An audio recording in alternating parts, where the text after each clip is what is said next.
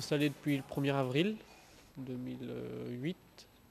Et donc mon installation s'est passée en mise en ERL avec ma mère pour démarrer. Et sinon j'étais aide familiale avant. Donc je connaissais déjà bien l'exploitation depuis 1 an et demi. Bon, mes motivations, c'est que pour moi agriculteur c'est une passion, hein. Je ne vois pas faire autre chose, donc j'ai été salarié avant et je trouvais pas ma place en tant que salarié, donc c'était logique de s'installer, ouais, pour moi.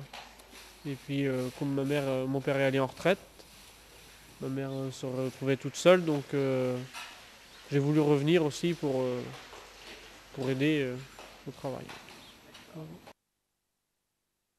Les gros investissements ont été faits en 98, donc il y a déjà longtemps, et ils étaient plus conséquents que le quota qui y avait existant. C'est de l'autoconstruction, tout. Avec des voisins agriculteurs et copains, ça nous a permis ça m'a permis de le faire tout de suite. Que ça aurait été fait dans 10 ans, pas avant. Ah oui, c'est très fonctionnel, ouais. Ah oui, oui. Tout seul, c'est vrai que c'est impressionnant le boulot qu'on arrive à faire, ouais. C'est que faut une organisation, et faut que les bâtiments sont adéquats aussi, mais ça permet de faire le boulot rapidement, ouais. Malgré les équipements qui ne sont pas surdimensionnés. Et surtout l'alimentation par Cuma, c'est vrai que c'est un temps de dégager. Ouais. Et on est sûr que c'est fait tout le temps à la même heure, même qu'il y a un imprévu, un vélage. La mise en logette ça a permis d'avoir plus de place dans le bâtiment.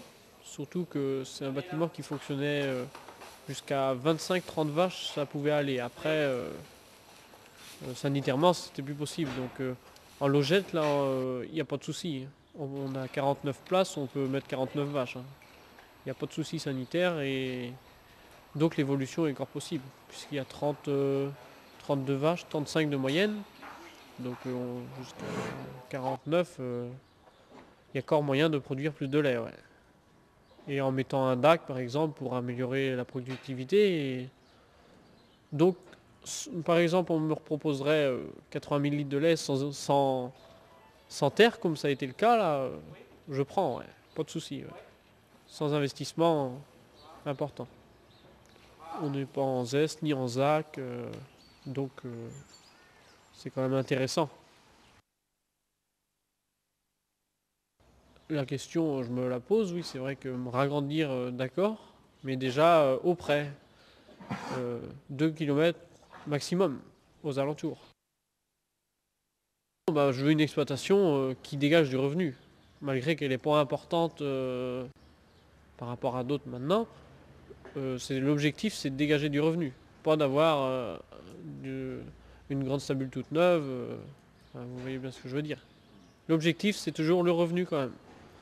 Donc investir en réfléchissant. En 10 ans, ça peut évoluer comme ne pas évoluer. On sait pas la conjoncture, on ne sait pas comment ça va se passer. Donc l'évolution, il faut toujours l'avoir en tête. Ouais. Qu'il faudra évoluer, je pense. Mais pour l'instant, mon objectif, c'est d'optimiser l'exploitation au maximum. Pas voir ailleurs pour l'instant. Voir déjà ce que j'ai chez moi et ce que j'ai à faire. Pas besoin d'aller voir ailleurs.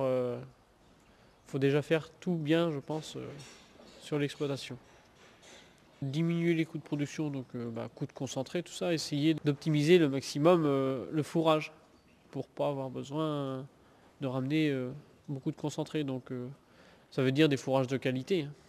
Et donc la mélangeuse en plus qui permet d'améliorer les résultats par le fourrage. Et sinon en termes d'amélioration, pour avoir de cellules, pour avoir de butérique, vraiment être tous ces points-là qui font gagner de l'argent quand même. De l'entraide beaucoup, donc entraide et matériel à plusieurs, et voir Cuma si vraiment, si je vois que c'est ce que j'ai de mieux à faire, j'irai vers là, d'aller me mettre en Cuma matériel. Ouais. Je pense que je serais compétitif, ouais. Parce que on a quand même une exploitation groupée, on a par exemple ces charges-là qui sont assez basses par rapport à l'ensilage, tout ça. Donc je pense que oui, je suis compétitif, ouais. Après, il y a toujours des choses à améliorer. Il y a toujours des moyens d'amélioration, mais on y travaillera, ouais. Je suis seul, donc par exemple, je fais mon boulot. Après, par exemple, je veux rentrer ou je veux prendre mon après-midi, il n'y a pas de souci. Le travail, il peut être fait quand on est bien organisé, en 2 heures de temps le matin, le dimanche, ça peut être fait. Donc je trouve que c'est pas prenant. Ça reste quand même, il reste la journée. Donc après, sinon, il y aura le service de remplacement quand même, qui pourra intervenir en cas de vacances ou de week-end. Mais non, pour moi, c'est pas un inconvénient. Peut-être que je dirais pas. Dans quelques années, peut-être que je changerai d'avis, mais c'est vrai que pour l'instant, ça me pose pas de problème. Et puis c'est vrai que ma copine ne dit rien non plus. Elle comprend mon métier, donc ça pose pas de problème en termes de vie familiale. Donc tu es un éleveur heureux aujourd'hui? Ben, pour l'instant, oui.